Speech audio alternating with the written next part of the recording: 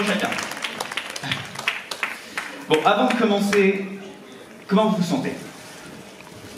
Très heureux d'être là. Très heureux. Et vous? Voilà, très bien, moi aussi. Très bien. Tout va bien? Oui, oui, oui. Super. On peut peut-être commencer les questions-réponses du coup, non? Avec plaisir. Avec plaisir. Donc, qui a des petites questions à poser à nos deux amis? Ou des grosses questions. Et des grosses questions aussi. N'ayez pas peur.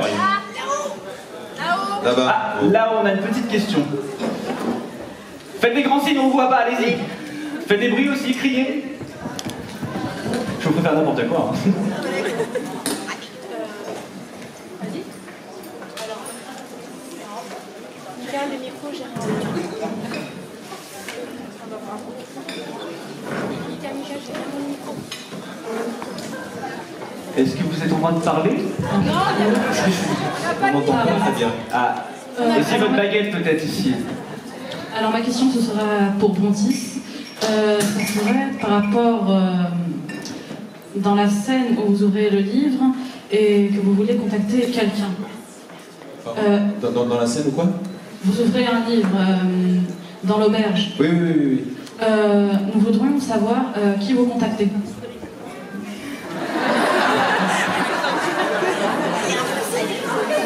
Alors, je vais tout de suite vous dire quelque chose que je pense vraiment sincèrement. Le secret fait partie de la magie. Et non, mais c'est vrai. C'est quand vous allez voir un prestidigitateur, il fait un truc comme ça, oh, il fait disparaître un avion, par exemple. Et on est fasciné, on est touché, n'est-ce pas? Puis après, quand on sait le truc, bah, c'est moins intéressant tout de suite, quoi. Ah oui, ouais, je connais le truc, quoi. Et la magie, l'aspect un peu secret, inconnu, mystérieux, ça fait partie. Et pour moi qui vraiment, je suis entré dans ce monde magique que vous connaissez beaucoup mieux que moi, j'ai été vraiment très touché de voir à quel point vous connaissez cet univers, à quel point il vous appartient, à quel point sur les réseaux sociaux et les sites, vous élaborez vos propres scénarios. En fait, c'est ça, parce que s'il va se passer ça, ça va être ça. Et je trouve ça merveilleux. Et ce qui n'est pas révélé est-ce que quelqu'un peut venir en salle dans les films, ça fait aussi des portes pour vous, pour votre imaginaire, quoi. Ça vous met en activité dans cet univers. Et ça se trouve, J.K. Rowling, elle dit toutes vos théories, tout ça, puis ça s'en inspire, elle vous pique C'est sûr, même. donc voilà. Mais ce qui est vrai, c'est que moi, je posais la même question. Parce que sur le tournage, évidemment, il y avait rien, quoi. Donc, j'ai demandé à David Yes, le réalisateur, mais en fait, je parle à qui? Tu sais, comme acteur, tu dois être motivé, quoi, savoir ce que tu fais. Et il m'a dit, bon, voilà, il m'a pas trop vraiment dit, mais il y a comme un réseau, disons.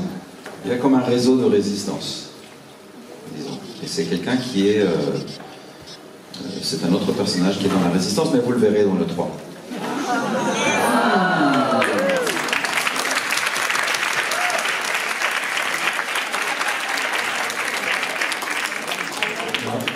Non, mais en fait, moi je sais, mais je ne dirai pas.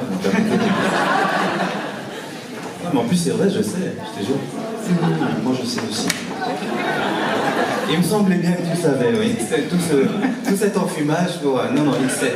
Non mais allez chercher, il y a une actrice, il y a une actrice américaine qui présente une émission de télévision aux États-Unis. Et elle sera dans le prochain film. C'est tout ce que je peux dire. On préserve la magie comme ça, c'est bien. Est-ce qu'on a une autre question? La jeune dame ici. Je vois que je fais couvrir mon assistante juste là.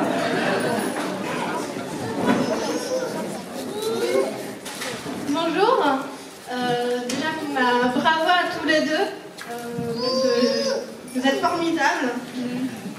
Brontis, Nicolas Flamel, moi c'est quelqu'un que j'aime beaucoup, même en dehors d'Harry Potter. C'est quelqu'un qui est né à Pontoise dans le Val d'Oise, chez moi. J'aurais deux questions. Pour tous les deux, est-ce qu'on vous revoit dans le 3? Dans le prochain film? Tous les deux, est-ce qu'on vous revoit? Ça c'est deux questions ou c'est la même question deux c'est fois? la même question pour vous deux. Est-ce qu'on vous revoit dans le prochain film? Donc ça, c'est typiquement le genre de question auquel on ne peut pas du tout répondre, malheureusement. Sinon, pour Prentice, combien d'heures de maquillage pour être Nicolas Flamel? 3h30. 3h30. 3h30 plus Le démaquillage. Le démaquillage, 1 heure. 1 heure, 1 heure et quart de démaquillage. Donc quand tu arrives avant tout le monde. Donc on passe te chercher à 5h du mat. Et quand tu pars, il n'y a plus personne dans le studio. C'est vraiment triste. Heureusement, on était avec William. On ne savait pas tous les deux qu'on était sur le film. Et on s'est retrouvés un jour où j'arrive au studio, parce que lui, bien sûr, il est le plus important, donc il était là depuis plus longtemps que moi. Et puis je vois William. Donc c'était super, on était dans le même hôtel, donc on dînait ensemble et tout. C'était vraiment sympa.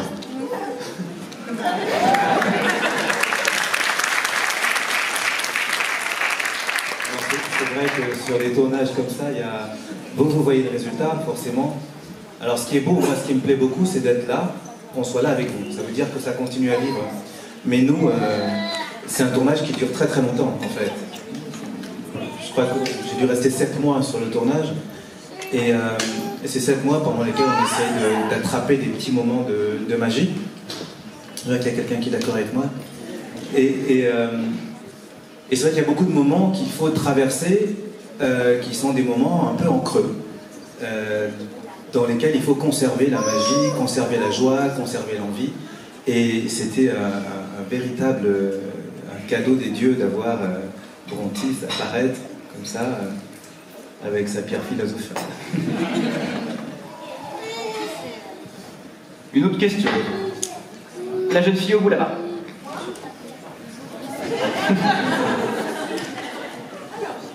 J'ai 2 questions aussi. Déjà, Brontis, ça fait quoi d'avoir 500 ans? 600. Attention, c'est précis ici. Mais c'est gentil, vous l'avez rajeuni un petit peu quand même. Qu'est-ce que c'est? C'est vrai que quand on te propose un rôle comme ça, tu te dis qu'est-ce que c'est qu'avoir 600 ans, quoi. Non mais sérieusement, comme acteur, tu te dis comment tu fais ça? Tu vois? Tu peux rencontrer mon père a 90 ans, tu vois. Donc je peux à peu près voir un homme de 90 ans, mais 600, tu vois. Et là, d'abord, t'es pas tout seul, en fait. Quand ce que vous voyez à l'écran de notre jeu, c'est une œuvre collective. Et pour moi, encore plus, parce qu'il y a toute l'équipe de maquillage et de costumes, et puis il y a l'écriture, il y a tout ça. Mais je me suis dit, 600 ans, c'est un homme qui il a déjà tout vu, quoi. Et puis surtout, en fait, il y a une réplique dans le film, il dit ça fait 200 ans que j'ai rien fait, que j'ai pas vu haven't seen action, non, j'ai pas agi. C'est surtout qu'est-ce qu'il a fait pendant 200 ans, quoi. Et en plus, c'est un vieux particulier parce que c'est grâce à la pierre philosophale qu'il est. Donc c'est pas un vieux normal. Est-ce qu'il est maintenu en vie? À un moment donné, j'ai demandé à David Yates si est-ce qu'il pourrait jouer comme ça, enfin jeune entre guillemets. Donc je me dis qu'il lui s'est arrêté de vieillir quand il a trouvé la pierre philosophale. Et puis pendant 200 ans, il a rien. Donc ce qu'il a fait, il était chez lui. Ça faisait dire qu'il avait déjà 400 ans. Il avait déjà tout vu, tout connu. Il était toujours amoureux de sa femme, Pernelle, qui est juste à l'étage. Donc il a médité pendant 200 ans.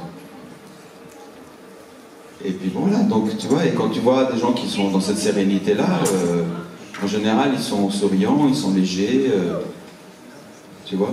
Après, c'est sûr que moi, déjà à mon âge, je commence à sentir que tu commences à avoir des douleurs partout, tu vois. Donc c'est comment il se déplace, et puis comment il y a une certaine économie, tu vois. Et puis le décor, il est tout petit, là où il habite. C'est un décor magnifique, mais c'était tout petit, tu vois. Donc aussi, c'est surtout ça, tu vois. Mais c'est essayer de comprendre... Essayer de comprendre, parce que je ne pense pas l'avoir compris, mais qu'est-ce que c'est que d'avoir déjà tout vécu, d'avoir déjà vu toute la beauté, toute la laideur du monde et de l'être humain, et puis de voir arriver ces gens, au départ dans le scénario, parce qu'ils arrivent pour Kama qui est... voilà. atteint par le verre de truc là. Dégueulasse. Et au départ, dans le scénario, c'est moi qui devais le guérir. Et lui sortir le truc, et après pour la narration, c'était mieux que ce soit nul. Mais donc ils arrivent chez lui, ils débarquent. Il n'est pas du tout, tu vois, il était prévenu par Dumbledore, et donc, ah bonjour et tout. Tu vois, c'est un homme simple. Je crois que, au bout d'un moment, quand tu as beaucoup vécu, tu arrives à une forme de simplicité, quoi. C'est ce que j'ai essayé d'atteindre. Merci pour votre réponse, c'est une très belle réponse, je trouve.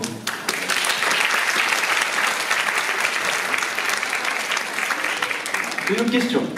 J'avais ma deuxième question. Ah, pardon, deuxième question. Alors, dans quelle maison de Poudlard vous êtes?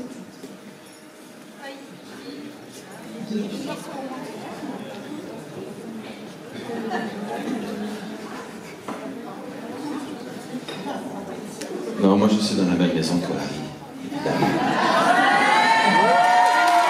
Et je vais vous dire que c'est pas mon choix. Hein. J'étais sur l'appli, sur le site, et j'ai fait le test et tout. Et vous, William, quelle maison? Alors moi, je suis au millésime. Non, en fait, la question on me l'a posée souvent. En fait, c'est la première question qu'on me pose. Et je pense que dans cette partie de l'histoire, mon personnage est forcément perçu d'une certaine façon. Moi, j'ai forcément des indices par rapport à mon personnage. Je connais son histoire de l'intérieur et je le vois d'une autre façon. Mais ce qui est clair, c'est que je pense que beaucoup de gens sont d'accord avec moi que mon personnage est ambivalent. Et j'ai tendance à dire que c'est pas quelqu'un qui a choisi d'être ce qu'il est. Il a été façonné par les événements et surtout il est sous le coup d'un... on dit serment inviolable, unbreakable vow. Mais j'ai tendance à me dire que c'était un gamin absolument normal, donc c'est quelqu'un qui était prévu pour aller chez Gryffindor et qui se retrouve chez Slytherin. Comment on dit en français? Serpentin, voilà. Mais en même temps, ça c'est des écoles de Poudlard. Et il n'est pas à Poudlard. Oui, il est sûrement à Ouagadougou. À un moment on parlait d'une école française, je ne sais pas, mais en tout cas je pense que... voilà, c'est soit l'école française, soit c'est Ouagadougou. En tout cas son père était à Ouagadougou, donc sa filiation c'est ça. Merci.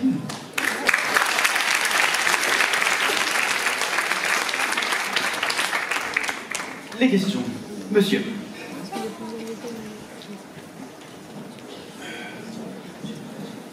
Bonsoir. J'avais deux questions. Déjà, je voudrais savoir, est-ce que ça a été difficile de rentrer dans vos personnages?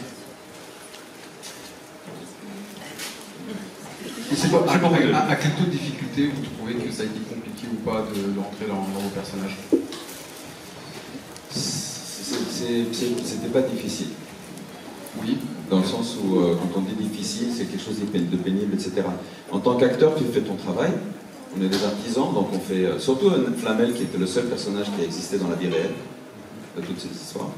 Donc j'ai fait mes recherches, j'ai lu sur l'alchimie, j'étais voir la rue Nicolas Flamel à Paris, perpendiculaire avec la rue Pernelle. Je veux dire que c'est une relation... C'est Flamel et Pernelle. Mais tout ça, c'est pas difficile. Tout ça, c'est passionnant. Tu vois? Et puis après, tu te poses des questions, puis après, tu rencontres l'équipe. Et il faut dire que quand je suis arrivé sur le tournage, bon, vous avez déjà tous les acteurs du 1 qui sont archi connus, enfin, c'est des stars, on peut dire, qui en plus ont eu des Oscars pour des rôles d'autres choses. Enfin, voilà, c'est... Et j'ai été accueilli, mais vraiment avec une simplicité, une générosité, une amabilité, une curiosité à laquelle je ne m'attendais pas du tout. Et, parce qu'on a un peu des peurs, tu vois. Et en fait, ça a rendu, mais tout était... je ne peux pas dire facile, mais tout était fluide, en fait. Tu vois? Et bien parce que je suis un acteur j'avais fait mon travail aussi. Et donc, ce qui me rendait très nerveux, en fait, moi, c'était le tout premier jour de tournage, en fait. Et parce que voilà, on intègre une équipe et tout, non? Et donc le premier jour de tournage, c'était quand je rencontre Jacob Kowalski. Et dans ce tout petit décor, tu vois, bon alors on va tourner, tu vois, donc putain on te met dans le décor et David Yates, le réalisateur, te dit bon bah on va faire une petite répétition. Ok? Moi j'avais jamais rencontré Jacob ni rien, tu vois, Dan Fogler. J'ai rencontré là en personnage quoi. Et puis moi avec tout mon masque et tout. Et donc on est dans ce décor magnifique, mais quand même assez étroit, et rentre là-dedans le réalisateur, l'assistant réalisateur, le chef opérateur, le caméraman, le grip qui fait l'install des lumières, l'ingé son, le preneur de son, le perchman, la script, l'assistant de production. Enfin, vraiment, tu vois, tout le monde comme ça, là. Bon, on va répéter. Et moi j'avais un peu une idée de... On commence à répéter tout de suite. Et puis j'improvise une petite chose, tu vois, l'histoire de la main. Donc j'ai improvisé ça sur le coup, ça les a beaucoup fait rire. Et puis on a fait la marche, tout ça. Bon, ok, on va tourner. Et là, tout à coup, plus personne. Il y avait juste le caméraman et le preneur de son. Et là, j'ai compris que c'était un petit peu là, tout le monde était venu voir. Alors c'est qui Nicolas Flamel, c'est qui l'acteur, tu sais? Et bon, je crois que j'avais passé le test. Après, c'était tranquille. Mais c'était le seul truc qui m'a été un petit peu... Intimidant. Tu vois? Bah oui. Ok, et ma deuxième question, c'est est-ce que vous avez rencontré Johnny Depp? Parce que du coup, bah, comme on peut le constater, j'ai le costume de Grindelwald. Et savoir aussi si vous avez rencontré Johnny Depp et J.K. Rowling, savoir si vous ont donné des conseils par rapport à votre personnage, etc. Même peut-être parce que Johnny Depp, comme vous savez, il a une carrière assez grande, savoir si vous donnez des conseils, ce genre de choses. C'est une question pour moi? Pour vous deux. C'est ensemble. Non. Mais moi, Johnny Depp, en fait, tu sais, comme on n'avait pas de scène ensemble. Oui, c'est oui. Voilà. Enfin, si dans le film aussi, non. Donc, on bat son dragon. C'est ça. De feu. Il y a eu un moment où j'étais en Angleterre pour tourner cette partie du cimetière. On devait la tourner dans un vrai cimetière magnifique. Et il s'est mis à beaucoup pleuvoir. Et donc du coup, j'étais un peu en stand-by, comme on dit, j'étais à l'hôtel, j'attendais 3 jours, tu vois, 4 jours, une fois que j'ai bingé 2 séries, j'aurais dit, est-ce que je peux pas venir au studio, les voir travailler, je m'assois là, alors David a dit, oui, viens, tout ça. Donc il m'a mis dans sa tente, là, je regardais les 3 écrans, je les voyais travailler, c'était super. Et puis c'est un jour où il y avait Johnny Depp qui est arrivé là. Et ben, j'ai vu passer, fait bonjour, tu vois. Mais il était voilà, habillé comme toi, dans son personnage. Et j'ai vraiment... j'ai senti une personne d'une grande simplicité, en fait. Moi, je pensais qu'il était entouré de garde-corps, assistantes, quelqu'un qui lui tient sa tasse de café. Pas du tout. Vraiment tranquille. Il a pris David comme ça par l'épaule, ils sont allés. Et c'était la grande scène où il y avait tout le monde dans cette espèce de forum. Et il a dit bonjour à tous les figurants, et il a joué simplement de ce que moi j'ai vu de lui. Alors après, bon, il m'a pas donné de conseils, parce que j'en avais pas besoin. Mais j'aurais apprécié lui dire, tu vois, après on s'est croisés au cocktail de la première en Angleterre. Mais bon, voilà. C'était J.K. Rowling. J.K. Rowling, elle est venue voir un jour le tournage. Je pense qu'elle voulait me voir, parce que David Yates me l'a dit, mais c'est un jour où tout le monde veut voir Nicolas Flamel. Oui, bon, c'était très compliqué. C'était une scène qu'on a tournée pendant une semaine, hein, avec la fameuse scène des croissants, et qui fait à la fin et pas dans le film. Ça fait rire toute l'équipe, parce que vraiment, on avait une fenêtre de 15 minutes par jour pour tourner ça. Parce que David voulait vraiment qu'il y ait une lumière naturelle du soleil. Donc entre la pluie et les 15 minutes, etc., c'était très très laborieux, on ne pouvait pas sortir du set pour... Donc elle est venue 2 fois, et puis moi j'étais sur le set et tout, puis après quand je suis sorti, elle est partie et tout, parce qu'elle était déjà en train d'écrire le 3. Et donc du coup, non, j'ai pas eu le plaisir de la rencontrer. Oui. C'est suffisant. J'ai mon micro marche. Oui. Donc, oui, j'ai donné quelques conseils à Capitaine. C'est ce que je voulais entendre. Je lui ai dit qu'il fallait qu'il arrête de voler des animaux. non. Oui, forcément, on avait des scènes ensemble, donc je l'ai côtoyé de près. Et j'étais extrêmement touché par ce bonhomme, par ce monsieur. C'est un grand acteur. Et c'est une chose dont on ne se rend pas forcément compte. Parce que lorsqu'on voit le produit final, on a très souvent une idée préconçue de ce que ça va être. Soit on est forcé d'aimer, soit on entend dire que c'est pas bien, donc on critique. Et en fait, c'est vraiment une bête de jeu. C'est quelqu'un qui vit pour le jeu. Je l'ai vraiment vu, il s'allume réellement dès qu'il est en train de jouer. La première scène qu'on a faite, c'était la scène du mausolée. Non, pardon, la scène de l'amphithéâtre, lorsqu'il parle à tout le monde. Et il était vraiment devant 700 personnes, et il nous tenait tous en haleine. Et son jeu était extrêmement précis. Alors il avait un stand-in qui était là, qui lui ressemblait comme deux gouttes d'eau pendant les préparations, et dès qu'il arrivait, on sentait que Johnny Depp était dans la place, quoi. Il a vraiment une grande puissance de jeu. Maintenant, il ne donne de conseils à personne, parce que personne ne se donne vraiment de conseils dans ces moments-là, à moins qu'on y aille. Moi, par exemple, je suis allé demander des conseils à Eddie Redmayne, qui pour moi est un grand comédien aussi. Mais c'était des conseils c'était pas sur le jeu, sur comment jouer mon rôle, c'était sur comment est-ce qu'il fonctionne lui. Je voulais savoir comment est-ce qu'il se compte. Parce que c'est un gars, c'est une sorte d'aimant à amour, ce bonhomme. Tout le monde l'aime, et il arrive à toujours garder son calme, mais il a une autonomie de jeu, il est tout le temps en train de travailler.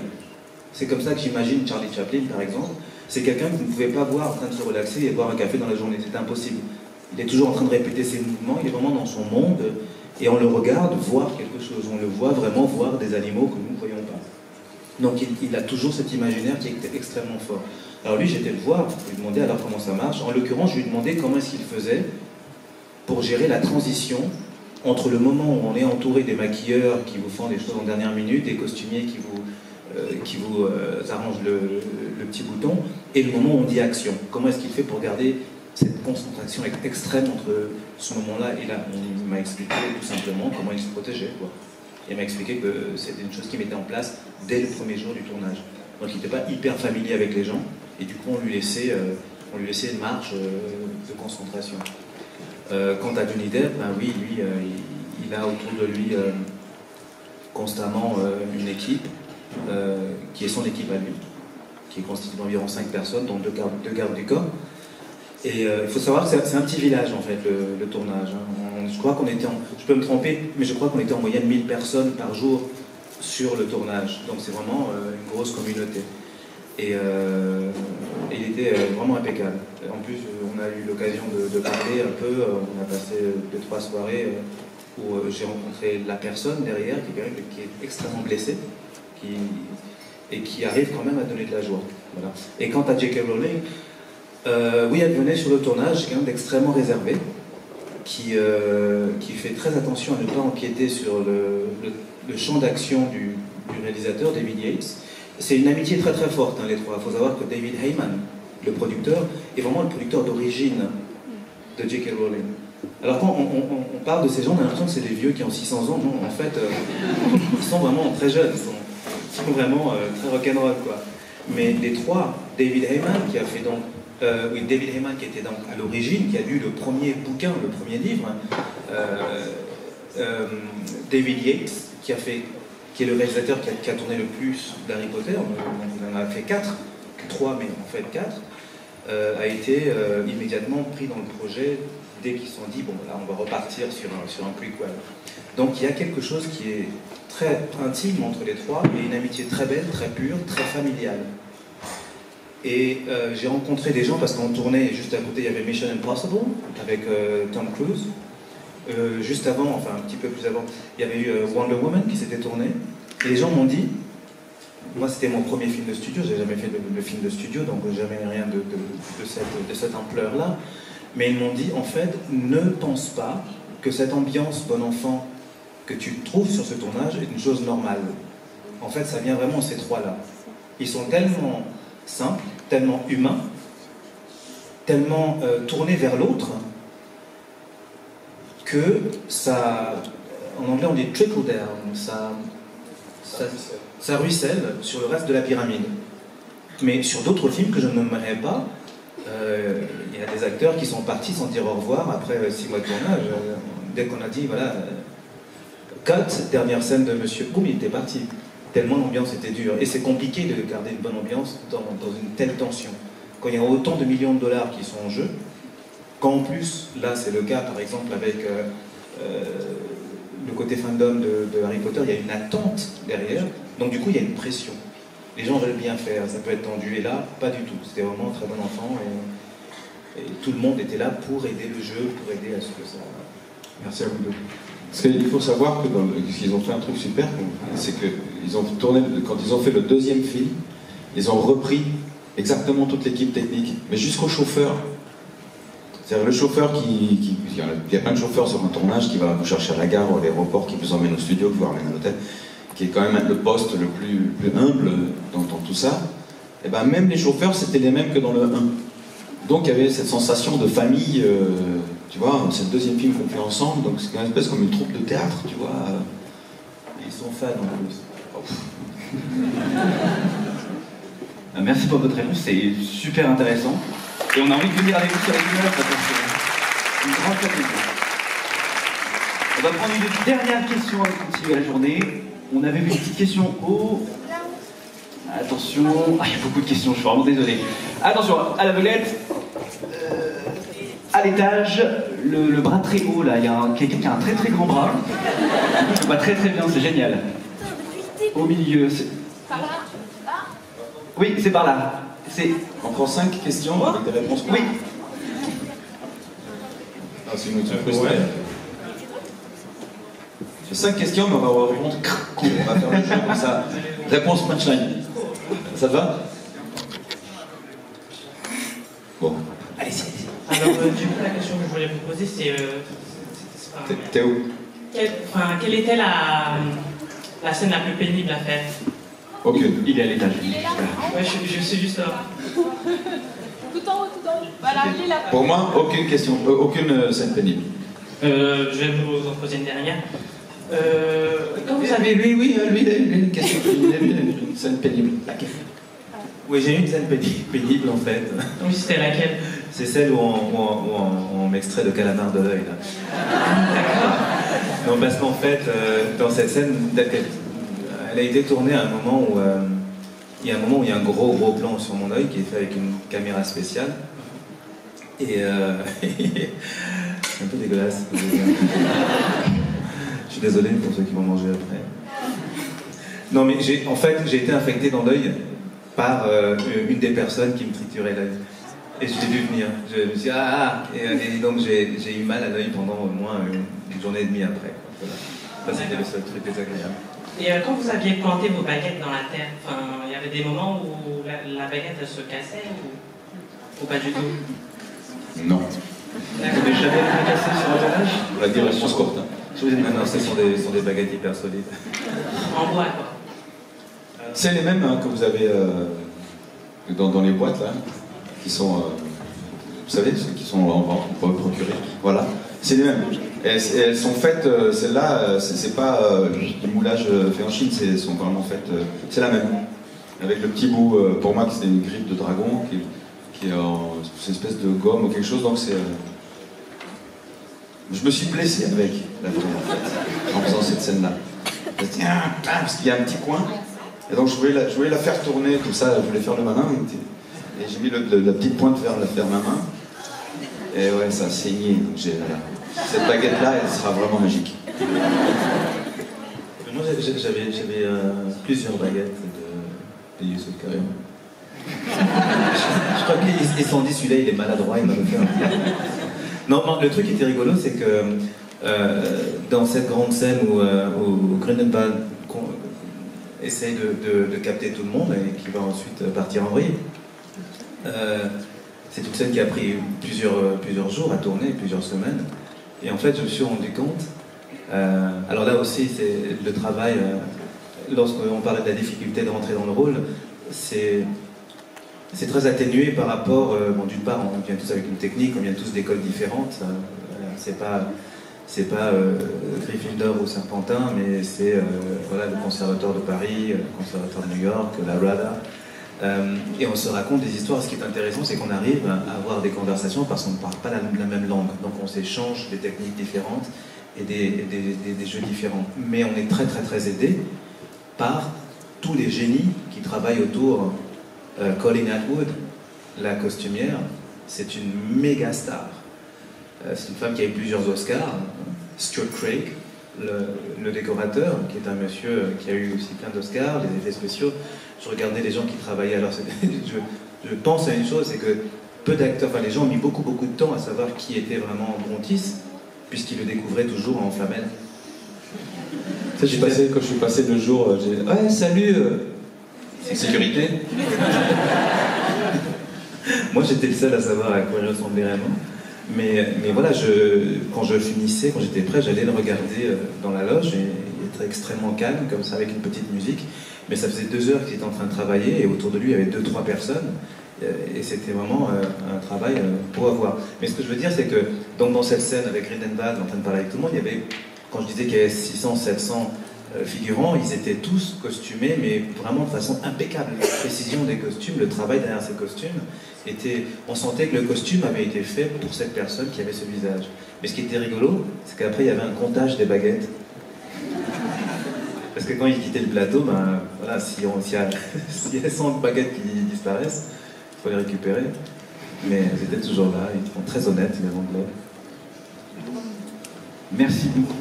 Un petit mot pour conclure ces questions-réponses, peut-être.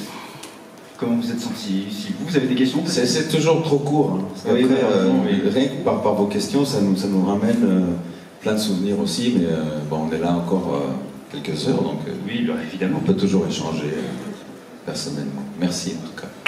Moi, ce que je voulais dire, je voulais dire une petite chose qui me touche, c'est que je vois plein de gens qui ont des costumes, et là on vient de travailler sur un film qui est un gros film avec des experts dans leur genre qui sont reconnus à niveau international. Et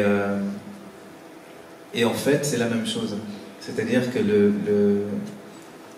il y a vraiment un chemin tout droit, très direct, entre quelqu'un qui a entre 6 ans et 60 ans et qui met un costume parce qu'il se projette dans un rôle, dans une histoire, ou parce que ça lui fait plaisir, et le produit final.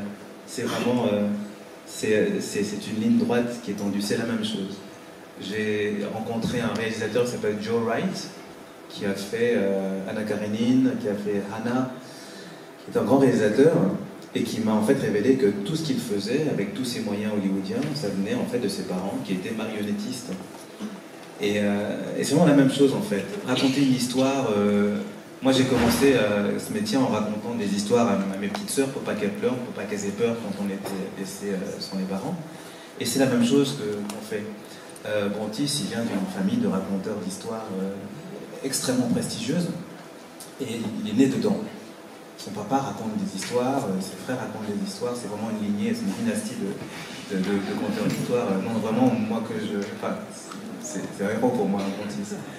Et c'est une chose qui est importante aujourd'hui, parce que les nouvelles qu'on voit à la radio, à la télé, ne sont pas forcément bonnes, ce qu'on balance sur Internet, et se raconter des belles histoires qui font rêver, qui donnent envie, qui inspirent en fait, c'est hyper important. On va continuer à porter des costumes, continuer à raconter des histoires.